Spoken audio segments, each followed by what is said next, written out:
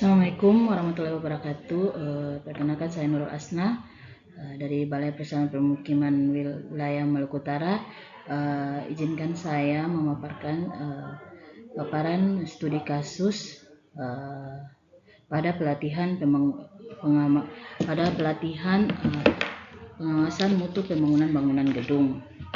Studi kasusnya yaitu pembangunan bangunan gedung dan kawasan kantor Kementerian Koordinator 3, Kabupaten Penajam Pasir Utara, Provinsi Kalimantan Timur.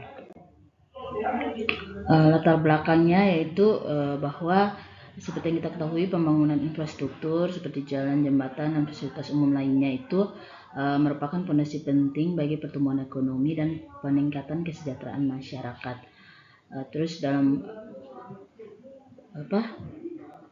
pelaksanaannya dibutuhkan keterlibatan berbagai pihak, dan mulai dari perencanaan sampai pelaksanaan sampai pada tahap pemeliharaan.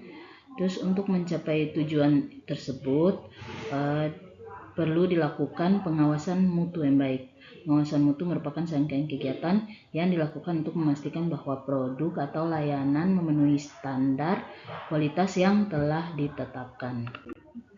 Maksud dan tujuan penyusunan laporan ini adalah yaitu untuk mengidentifikasi permasalahan pengawasan mutu bangunan gedung, menjelaskan risiko dan dampak dari permasalahan pengawasan mutu, menentukan strategi pengendalian mutu agar permasalahan pengawasan mutu pembangunan bangunan gedung dapat diminimalkan, serta menyusun rekomendasi teknis pengawasan mutu pembangunan bangunan gedung. Ruang lingkupnya yaitu berfokus pada tahapan perencanaan pembangunan bangunan gedung, gedung kawasan kantor Kementerian 3, Kemenko 3. Jadi ruang lingkupnya hanya berfokus pada tahapan perencanaan.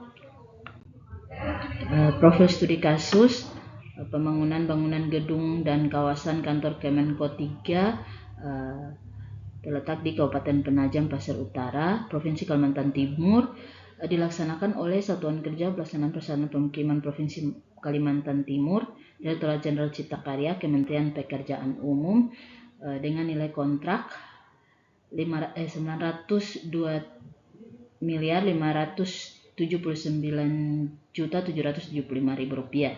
Dilaksanakan mulai tanggal 2 Januari 2023 sampai 31 Desember 2024. Lingkup pekerjaannya terdiri dari ada tahap pendahuluan, kemudian pekerjaan perancangan, pekerjaan persiapan, pekerjaan tower 1, tower 2, tower 3, tower 4, kemudian ada bangunan fasilitas penataan kawasan. Intensitas kawasan pembangunan gedung dan kawasan Kemenko 3 adalah sebagai berikut. Memiliki luas lahan sebesar 32.900 meter persegi, luas lantainya 31.124 meter persegi, terus luas basement 11.033 meter persegi dengan KDB 17,35%, KLB 1,13%, dan KDH 11,92%, dan tinggi bangunan 30,6 meter. Kapasitasnya yaitu sebanyak 1.330 orang. Dengan rincian menteri ada 8 orang, terus sekretaris menteri 16 orang, eselon 1 21 orang, sekretaris eselon 1, kemudian eselon 2 ada 90 orang, dan staf 1.174 orang. Jadi setelah mempelajari data lapangan dari studi kasus ini, terdapat beberapa permasalahan berupa defect list yang mungkin ditemukan setelah pekerjaan konstruksi selesai, yaitu yang pertama ada pada plafon.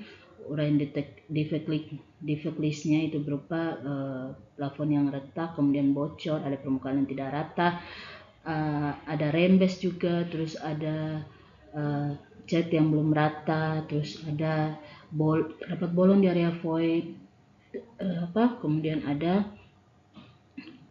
grill yang tidak rapat. Terus yang kedua ada pada pekerjaan dinding, yang dimana uraian defect listnya yaitu berupa cat belum rata, wallpaper terkelupas, kemudian ada kolom kamuflase, ada rembes, dan juga bocor.